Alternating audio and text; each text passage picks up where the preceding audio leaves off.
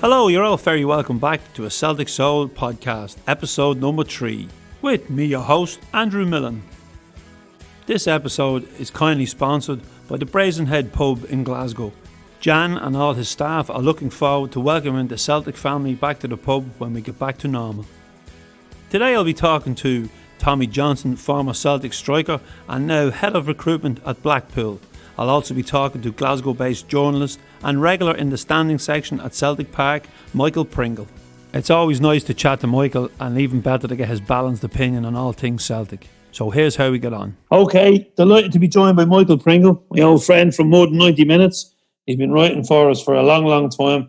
He's also a Glasgow-based journalist, and I suppose my insight into the ultra scene, a regular in the standing section of Celtic Park. And while I have you on, Michael, the lockdown, how have you been during the lockdown?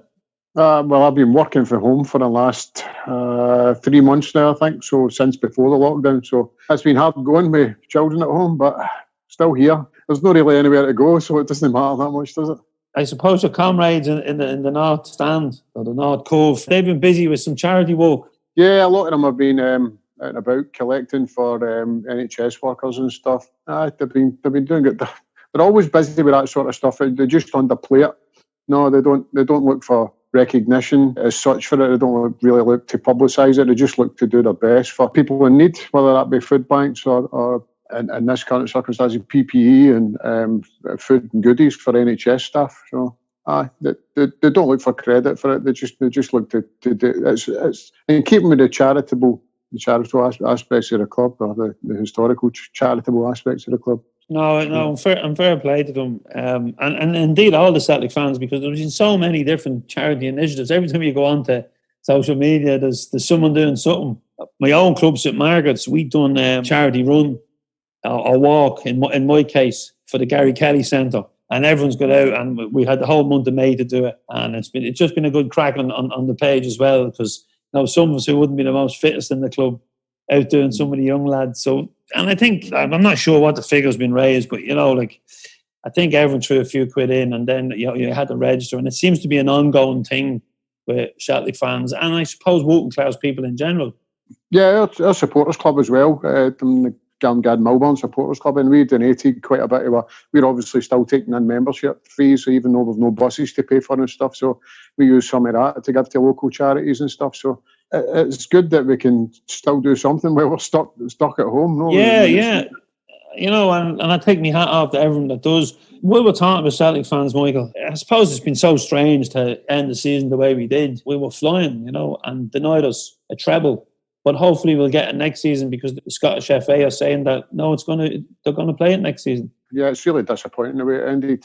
But we were flying. We came back after the Christmas break and hit the ground running. The only blip in that was 2 blips: the European one and the Copenhagen game at home, and the point that we dropped at Livingston, you could possibly look at that as a 0.1. But other than that, we were magnificent. It's disappointing that it's ended the way it is. Everybody knows that we wanted to play the games. No, there's no doubt in any of our minds that we wanted to play the games and win it in style. And we were only 48 hours away from probably sealing it at Ibrox, I think, because I think we would have went there and won. I'm positive we wouldn't have went there and lost. We could have sealed it there. Maybe not mathematically, but I think it already was done and dusted to an extent before then anyway. Scottish Cup, I'm glad that at least can go ahead. It's only 2 games, so it's great that we can maybe get a quadruple treble under our belt. And Michael, I can always rely on you for a level opinion.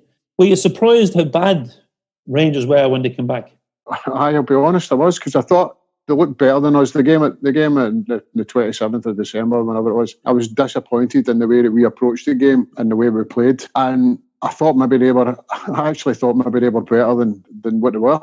And I expected them to come back and make a better go at it. And I thought we could be in trouble because of obviously the game in hand. But they basically imploded as soon as they came back. No, so it's a bit of the winning mentality as well. It's not just being able to beat your rivals in a one-off game. You've got to maintain that and treat every game with the same sort of approach every game with the same mentality.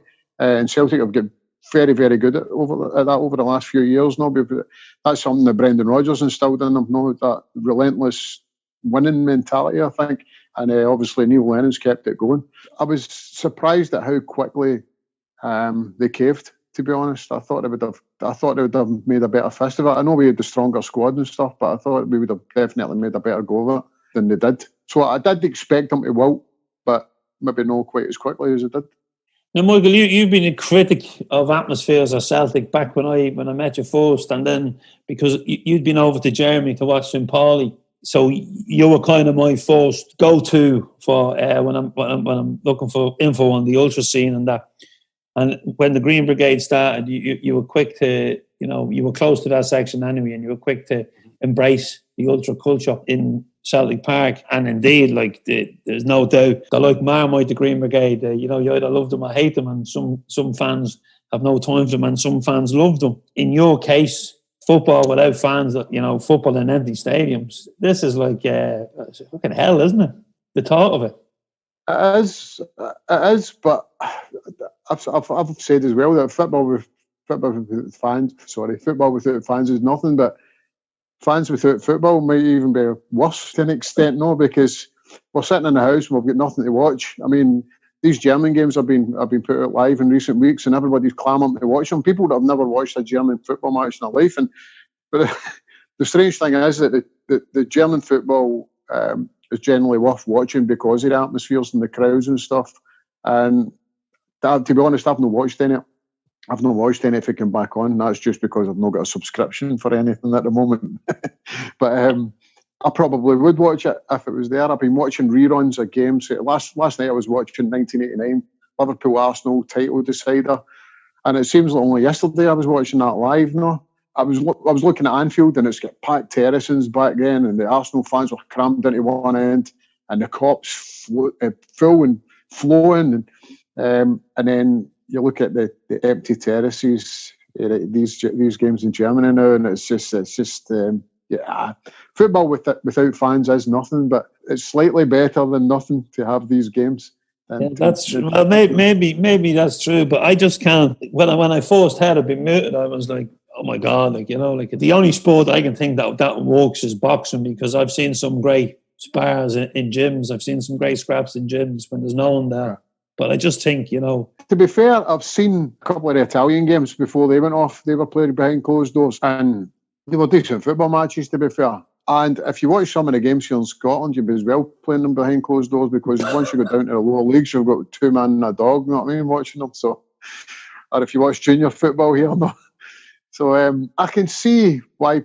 I mean, it loses something for me, because there's not many people who watch Scottish football for the quality of football, I don't think.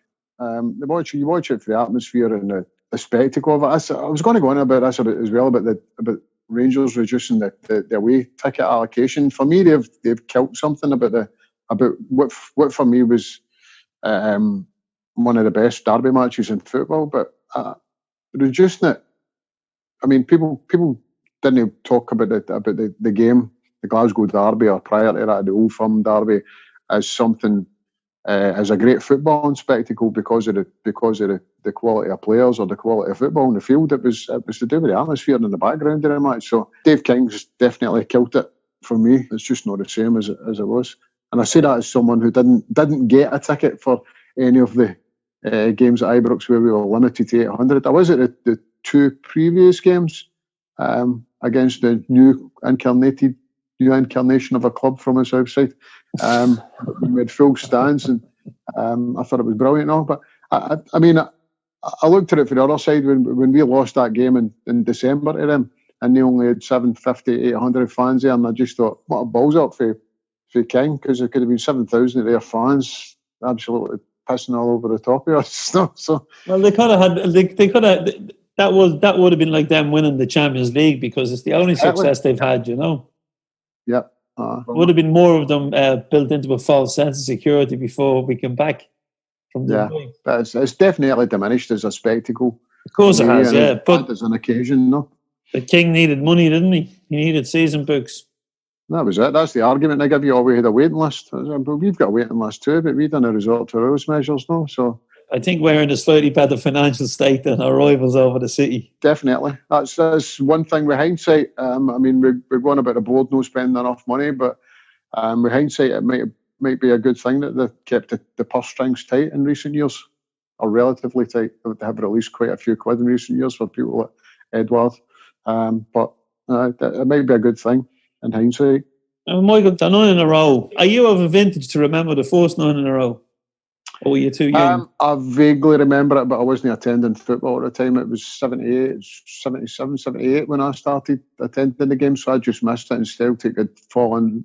Celtic were playing in the heights of the Anglo-Scottish Cup and stuff like that, and losing to teams like Burnley and stuff. So I just missed it in the vintage Celtic years. So I started watching then. I think Rangers won a treble around about 77. I was 78, I think. So that was the first treble I sort of knew of when I was attending football. No? And I wasn't at the 79 when we won the 10 men won the league. I wasn't at that. I was at the 80 Scottish Cup final, first league winning season when I was attending football.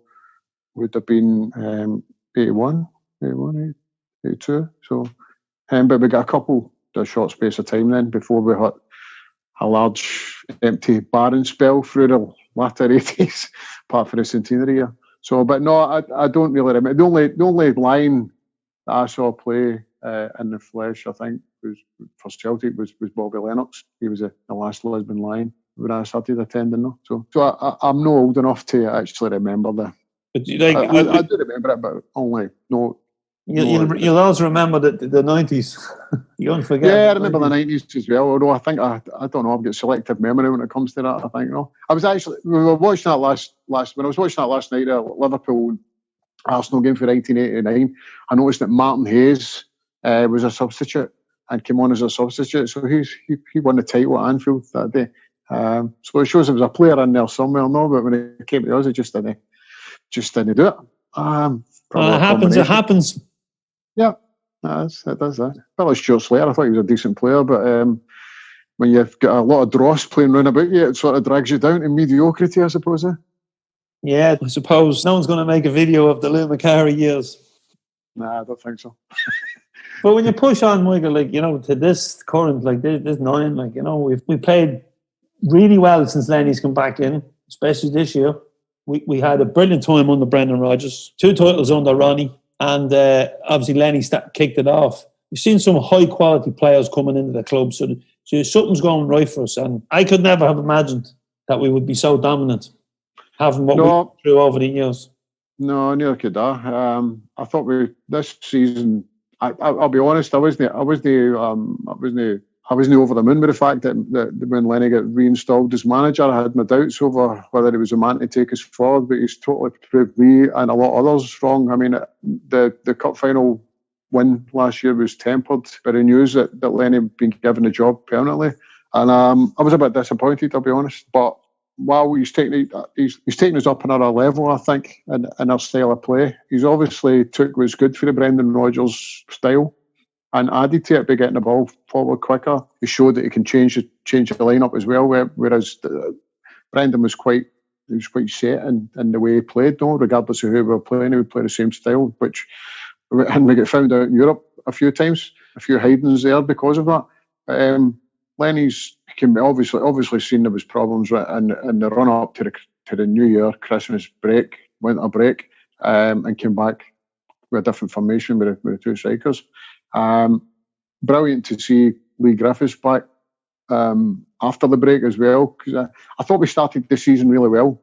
We absolutely hammered St Johnstone the first day of the season, and then we went to Motherwell, which was always a tough one, and we won 5-2 there. Griffiths on the score sheet then. Then we Cluj away, I think it was. We drew, great result again, and then I think maybe we played Rangers the following week and won. So it was a fantastic start, and then the Cluj home game sort of brought back the doubts, and that maybe he wasn't a man for it. But I think he learned a lot for that defeat. I think obviously you can learn more in defeat than you do in victory at times, and I think he definitely learned for that. There was a couple of disappointments for me during the season, but they weren't the league performances. The Cluj game was a big hell of a disappointment because I thought we could have got past them. We probably should have got past them. You can argue all you like about budgets and stuff. We've got a bigger budget than they would have had. Got better players than they would have had. So that was a disappointment. The other disappointment for me was Copenhagen. And not so much the home game, Copenhagen away, because we had the chance. In the first half, I thought to blow them off the park and put us through the next round. And I remember speaking to a friend on the way back, and we were walking back, and this train station was closed. We had to go to another train station, and I said to him that I was a bit disappointed. And I said that's maybe a mark of how far we've come in Europe, that you're disappointed with a draw away from home in a knockout round. And I just said I hope that it didn't come back to haunt us. And unfortunately, it did come back to haunt us. So, and I was like, why am I so disappointed? I mean, normally we go away from home, we got a draw away from home in Europe, we'd be back to Celtic Park, delighted. But there was just a nagging doubt in my mind that maybe we hadn't taken our opportunity, and it turned out that way in the return. No, so that was the disappointments for me. The highlights probably were also in Europe, but the two games against Lazio were absolutely outstanding. The night we turned Rome upside down. Yeah, I mean, that was just an incredible night. I mean, I think I counted up. Mr. Dane Gilroy had noticed he'd marked his 100th away trip for Celtic this season, and I counted mine up just out of curiosity, and I think I'd done 78. But the victories in that time probably only measure about 10%, and most of them are against sort of lower nation or lesser nation sides, shall we say. A lot of draws in there, but to go to Rome and everything that was the whole atmosphere surrounding the match and the whole thing with the ultras and everything, and then it was just incredible. No, it was just, and to win it in the style that we did was just amazing. That was a night that'll stay with me forever, and I feel gutted for all my friends that have travelled over the years and won in Rome that night. Do you know that? Yeah, it's funny, Michael. I've just got the first draft of the fanzine, which will be out by the time the podcast comes out, and the cover will be in Sham in Rome, because when I look back, obviously we haven't had football for a couple of months, and always the last fanzine is always a look back on the season. The last fanzine of the season, and I look back and I've no fonder memory than Rome. And it's funny, I'm getting a bit of slagging off people because from the start of the season I says Europe will be a bonus, Cups will be a bonus. It's all about winning 9 in a row. But that night in Rome, it was just, I think it's such a historical place, such a historical stadium, and such a historical win. Added to that, I mean, there was a lot of people downplaying it at the time that maybe Lazio and Italian football aren't great at the moment. But after that defeat, they went on a tremendous run and were pushing all the way for the title there to the end. So it's maybe a measure of how good a victory it was. I mean, and they beat them both legs, which was great, really great. Yeah, like I think Michael as well. I think, sometimes because suppose Neil is a homegrown manager. He's come through Celtic, he's played with Celtic, and he's managed. And the first time around, he was the one that masterminded beating Barcelona. Yeah. And if I could just swing forward to when he's Hibs manager, he always knew how to set his team out against Celtic under Brendan. Yeah. I never seen us play Hibs where you went, under Lennon where you went. It was once or twice, they could have beat us. They were probably just missing that little bit of quality. And I think that goes unnoticed with Lennon, that he is a good tactician. He does know the game. Yeah, I agree with that. I mean, some of the toughest games we had a couple of seasons back where Hibs, I looked at the games against them. I mean, we won 3-1 at Celtic Park, I thought it was one of our toughest games. I think it was a 2-each draw as well, was a really difficult. I mean, they've been really hard for us to beat in recent years, both under Lennon and still since then, no? I don't know what it is. They seem to, but I think if they kept McGinn for another season, they might have actually pushed for a bit more silverware than they did in that solitary Scottish Cup in 100 years, whatever it is. Yeah, but it's the story of Scottish football, like especially outside ourselves. Players come along, and if they've any type of quality, if we don't sign them, they'll go down south, because it's a footballer careers is short, and like they're looking at getting themselves financially secure as well. Yeah, well, hopefully we can keep a hold of the likes of Edward for a bit longer. I'm hoping that the sort of financial climate in football has changed so dramatically because of this that there won't be that many people that can actually. I'm pretty sure there'll be a fee that's in Edward's contract that will have to be met before any release clause.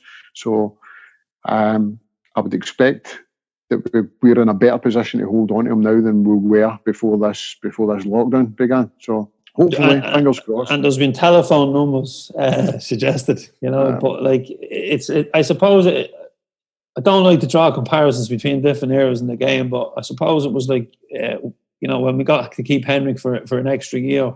Yeah. Obviously, he got his payoff at the testimonial. But you're looking and you're thinking, keep the nucleus of the team together. Add one or two. It doesn't need major surgery. There's a bond there. And then let's go for that 10 in a row. And let's get the celebration we missed out on this year. Yeah. And we've got some good young players coming through as well. Mikey Johnston started the season really well. And I remember I went to the Youth Cup final a couple of years ago, and all the talk was of Billy Gilmore. This was Celtic against Rangers, so all the talk was of Billy Gilmore. And I went and watched the game. Gilmore was decent, but not a standout. Mikey Johnston, for me, was absolutely tremendous. I was like, who is that guy, man? So that was obviously before he broke into the first team and stuff. So he was a bonus. It was just a pity he got injured. A bit of inexperience, I think, cost him most of the season. Frimpong, for me, has been absolutely superb. He was another highlight for me.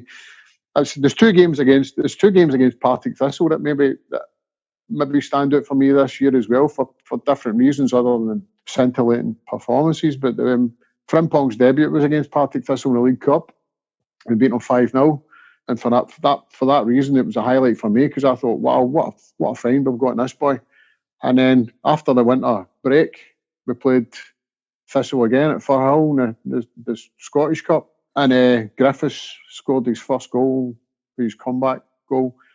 And that for me was a magical moment as well, even though it was a pretty drab game, 2-1 victory. But so the two games against Thistle stood out for me this season for different reasons, obviously. But that was like getting another player back as well. From Lazio to Firhill.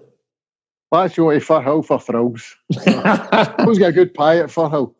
Funny story, that Scottish Cup game, Partick Thistle oversold the tickets. So we had tickets in the Jackie Husband's stand for seats that didn't exist. So they put us into the investor section, so we got a padded seat and we all crowded in there, 5 to a seat, that must have been the first time there was a drum in the padded seats.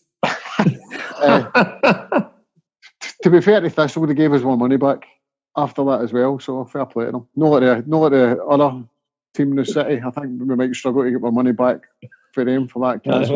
Look, you can't pay a face painter. They ain't going to pay you, Michael. I've been told that money hasn't been paid by Celtic, so to them yet for our 800 allocation. So maybe get a better chance of getting it back than I first thought.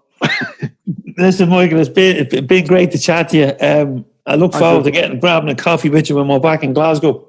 Hopefully sooner rather than later. And just to say thanks again for joining us. Hopefully we get you back on the podcast again. And thanks very much for all your contributions over the years to More Than 90 Minutes. Thank you. Thank you very much. And stay safe. Stay well, mate. I'd just like to thank Michael again for taking time out to chat to us. And I'd also like to thank him for his contribution over the years to More Than 90 Minutes. Always quality articles. I hope everyone's keeping safe during the lockdown. It's been so strange recording this podcast at a distance. It would be great to get the people into the studio. So maybe if the quality on some of the interviews is a little hazy, please bear with us and give us time. And I'd just like to say thank you so much to everybody for all the comments and everybody who has listened and subscribed. It's been so encouraging, the feedback. And with the support of the Celtic fans and all our listeners, we can continue for a long time to come. I still have visions of Tommy Johnston celebrating when he scored the goal for Martin O'Neill's Celtic team to win the league against St Mirren.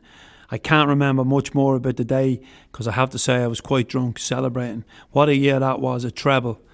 Martin O'Neill, only the third manager to do it in the club's history, who would have thought we'd be doing them now on a regular basis? So catching up with Tommy to relive those days was absolutely brilliant.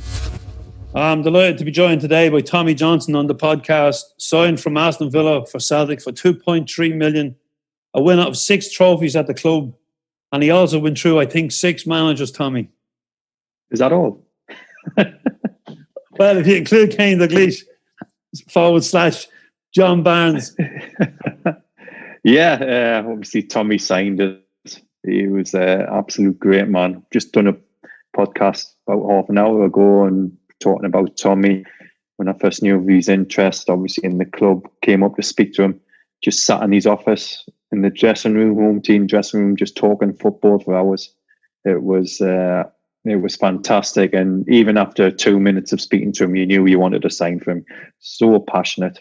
And as you said, last signing, which I'm honoured to be, even though I wish there was many, many more, because I think it was only 3 weeks when I was there that he left the club.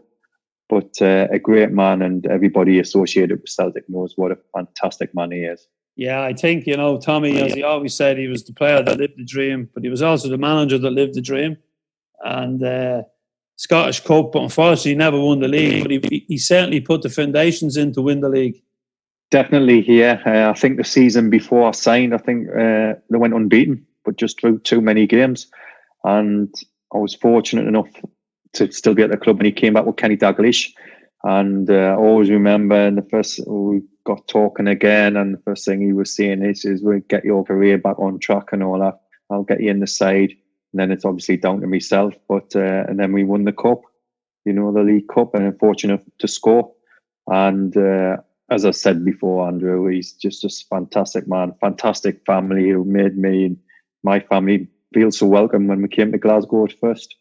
Yeah, a brilliant person. I was lucky enough to meet him at one of the Vegas conventions. Not a bad singer either.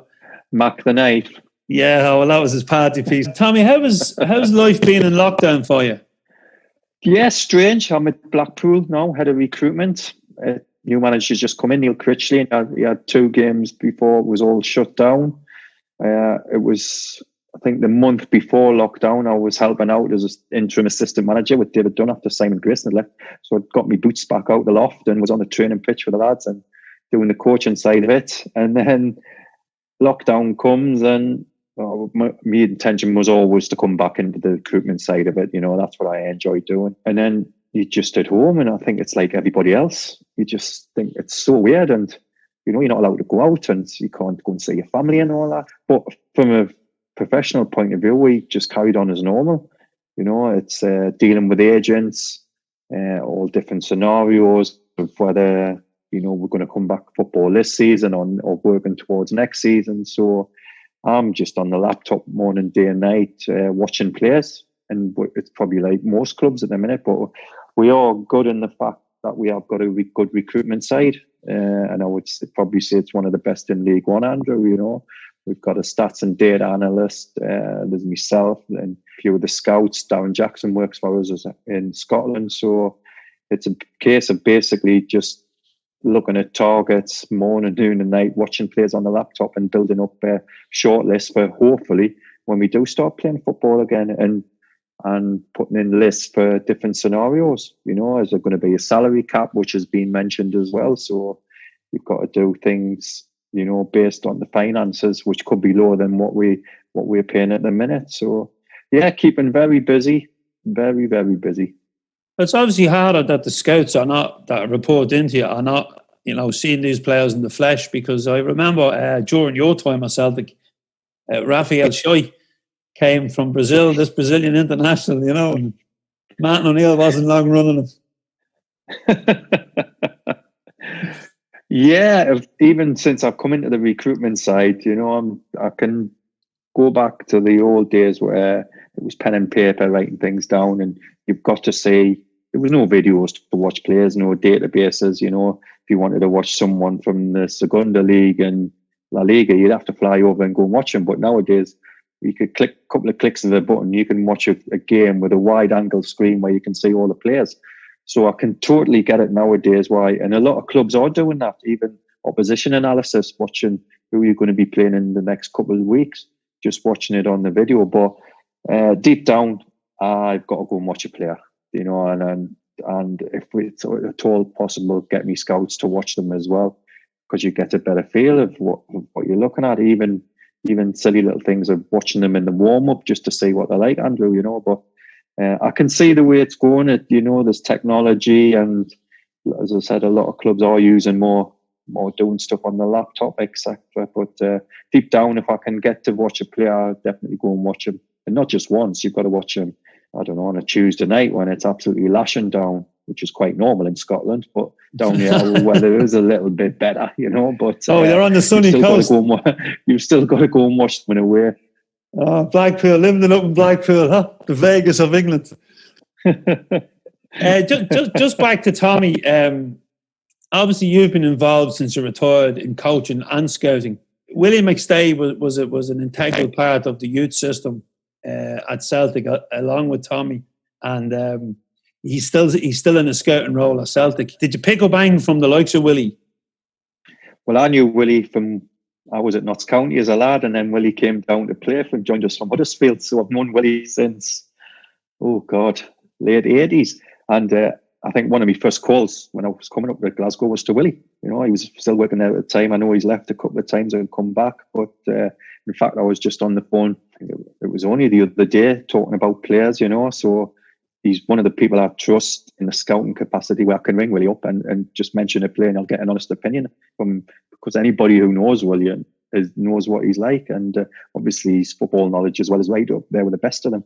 So it's always nice to catch up with Willie. But going back at scouting for Celtic, and you're going to watch players and and they are interested in you. What a great club to be learning your trade at, coming up through the ranks. And over the years, it is a massive club and they have got money to spend. But if youngsters are good enough, the managers, especially when I've played as well, and the ones at present will play the youngsters. Especially now in the current climate, it seems to be that youngsters will get a chance. Oh, definitely. Yeah, there's obviously the money that's been spent in the past, and I think the Celtic will go and spend money.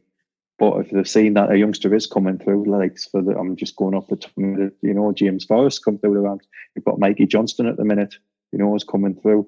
And there's many more. And the thing is, they'll get a good grounding at Celtic, Andrew, with all the training and the facilities there. And if they don't make it at Celtic, they're always going to get another club, because of the upbringing that they've had.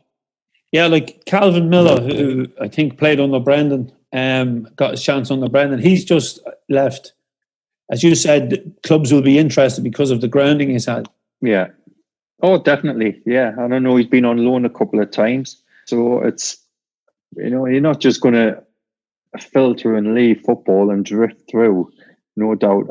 I've seen Calvin a few years ago, playing in the full-back position, and he just done well. But at the end of the day, is he going to get a chance at Celtic? Possibly not. He did in the early days, but his career hasn't probably gone as what he'd probably like. But he's got a chance now to go somewhere else and stamp his authority on his career. And Tommy, 6 managers at the club.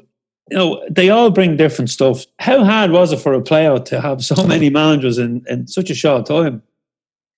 Well, it wasn't my decision, Andrew. Well, it might have been. You never know. Well, I've made the biggest decision of my career to come up to Celtic. And once you know Celtic, that's it. End of. I was okay at Aston Villa, being well documented. I enjoyed my time there with Brian Little. But when Celtic come in, and as I've mentioned just before, speaking to Tommy Burns, no other place I'm going to go. It was fantastic. But then after 3-4 weeks of signing, he leaves. You're in a bit of turmoil, and you think, what have I done here? Yeah, I'm signing for Celtic, but I'm signing for Tommy Burns as well. So that was very, very disappointing. Vim came in and cannot argue one iota what he done for the club, apart from the first 2 games. But he just didn't fancy me as a player. We have a laugh about it now, but at the time it was horrible. Not training, but getting injured, getting involved, and then I done me knee. So and then he left. So Joseph come in, Joseph Bengloss, but I was still injured. I didn't get back until I think it was the February time. So it's only a couple of games. playing under Joseph, and then he's gone. John Barnes, no comment whatsoever, because I'm not allowed to swear on video. So we'll just leave it at that. Best player in the world, loved him as a player, but as a manager, say no more. And so then Kenny took over with Tom Burns, which has revitalised me. You know, we won the cup, I scored, I was playing, enjoying it. It was class, and, you know, more than half of me wanted them to get the job full time. But then the gaffer came in, Martin O'Neill, and, you know, undoubtedly my best season under the gaffer, winning the treble, scoring a goal against St Mirren, all that. So for all the lows I had, Andrew, and you mentioned all the different managers I played under, I can only remember my time at Celtic with fondness and happiness, especially with the last season of winning the treble. You know, and that's all people remember. Now, they don't go back to all the injuries had or all the managers I never played under, should have played under, you know. But it was just that last season, and it was fantastic. I think I'm just reading the other day, I still speak to Martin all the time. I worked for him at Forest last year. And, you know, it's 20 years since he signed, it's just gone like that. And it's frightening. So, it's 20 years next year since we won the treble. So time flies when you're having fun, and being a Celtic fan now, and being part of the family, because I've played for them, which you always are when you play for them, and supporting Celtic now, it's absolutely dreamland, isn't it? It's absolutely fantastic. You know, I was speaking to Lenny the other day. I bet I can't wait for the season to start again. You know, that's what I want, so we can go for 10 in a row. And oh my gosh, it'll be absolutely fantastic if they could do it again. Yeah, Tommy, before you came up, obviously I've been following the club since the late 80s. And when I started following them, they'd just done a double. And then there was all those barren years. So to see a 9 in a row and treble after treble, it's amazing. And to think back, people were calling for Lenny's head the first time around in Rugby Park. I think Kilmarnock were playing us off the park. And then I think Anthony Stokes and Forrest dig him out of jail, dig Lenny out of jail. And the rest is history 9 titles later. Yeah. Well, obviously, everybody knows how close I am to Lenny. We used to room together. The Big Stubbsy left. So, and you know, I know what he's like. And I've said last year when he come back in, you know, there was ums and ahs about Neil coming back in to take over from Brendan Rodgers. But I think Peter Lawwell and Dermot Desmond absolutely pulled the masterstroke, you know, and I've said that from day one, because he knew the club, he knew the players, he knew the history of the club, he knew what he had to do, you know, and he was just ticking over, and he couldn't really stamp his authority on that season because I think it was February time. So we only had a couple of months to just get the lads over the line. And then the start of last season, he could implement his style of play, what he wanted from the players and all that. And they've been brilliant, you know. I think the only blip was, you know, the last Rangers game just was before the winter break. But they're going to have blips, of course they are, you know. But since the break, they've been absolutely fantastic, you know. And I think that everybody's just gutted that they couldn't celebrate winning 9 in a row on the pitch, because that's what they'd want in front of their own fans. But no matter what anybody says, there's no blip on this title at all, because they've thoroughly deserved it. And that's far in front of Rangers, you know what I mean? There was no chance Rangers catching them. So I think he'll be setting himself up now to get back into training, getting himself ready for hopefully an August start and the season to commence again. And fingers crossed, touch wood, it'll be a season to remember. Yeah, hopefully we'll get back as fans as well to enjoy maybe later on in the year, because it doesn't look like we're going to get back at the start.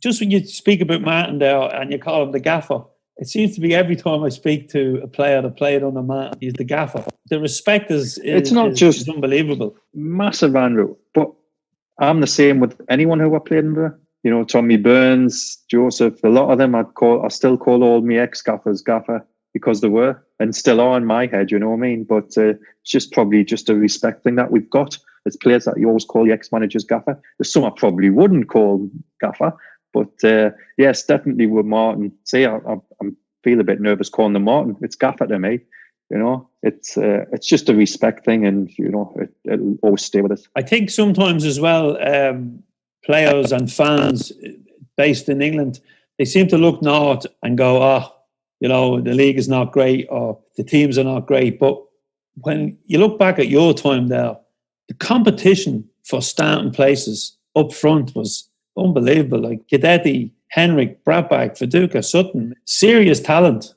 I said before I was doing a plea, just before I come on here, I was doing another podcast and it says, can you name like your favourite 11 and all that? And then you're looking up front and you just mentioned, you just reel the names off.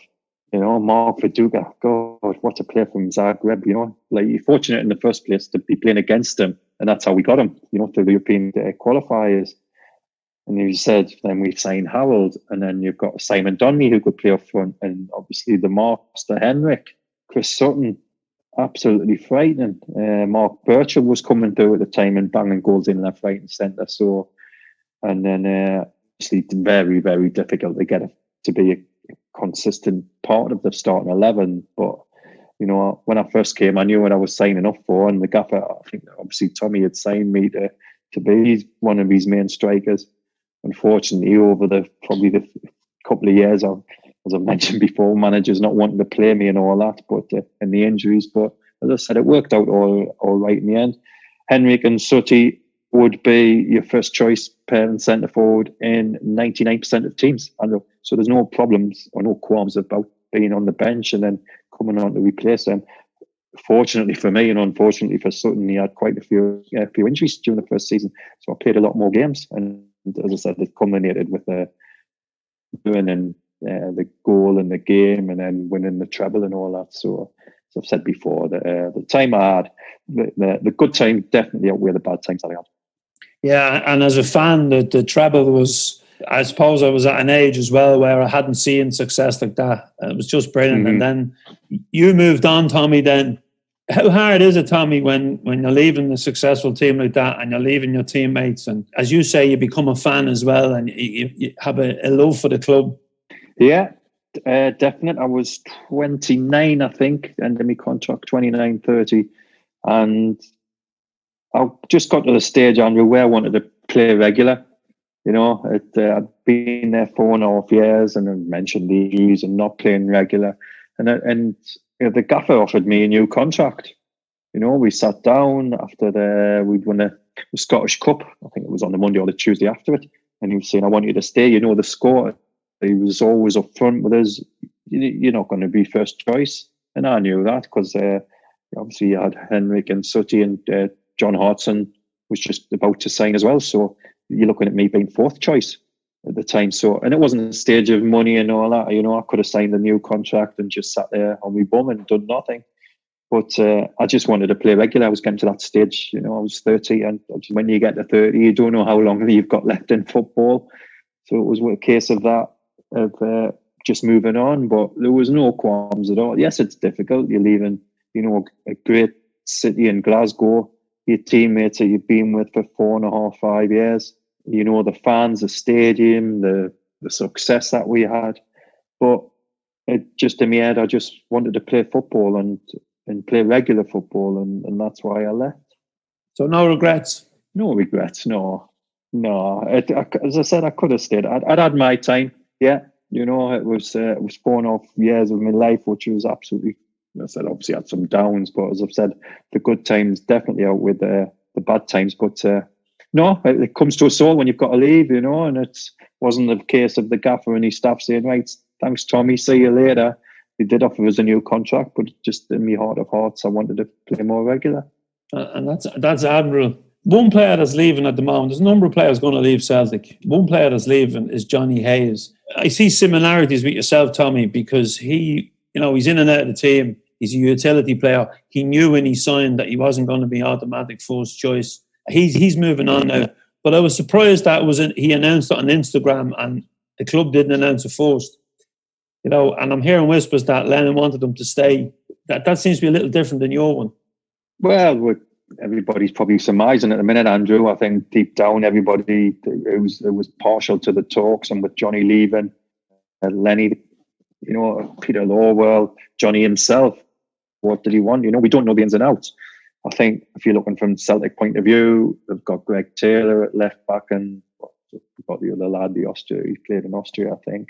So was it a case of too many left backs? Because I think Johnny, when he played probably his best football at left back, bombing on. But as you said, everybody's surmising, and whether he wanted to stay, I would imagine he wanted to stay, or has he got another offer where he feels it's better to be a regular, starter? I think he's 32 now, getting his dream move to Celtic at 28, 29. It was fantastic, but he's had 3 good years there, and especially scoring the goal against Rangers. We don't know the ins and outs, so will he come back to England? Who knows? But I would imagine there'll be plenty of takers for him, because he is still a fit lad and a quality player. And I think he's going to leave with 1 more medal than you, or maybe 2, or maybe 2. Oh, I wish I was there now. The amount of medals they're getting, thoroughly deserved, Andrew. Yeah, thoroughly deserved. Brilliant, Tommy. It's been a pleasure. But before you go, can I just get a quick comment on why you didn't take the South End job with Henrik?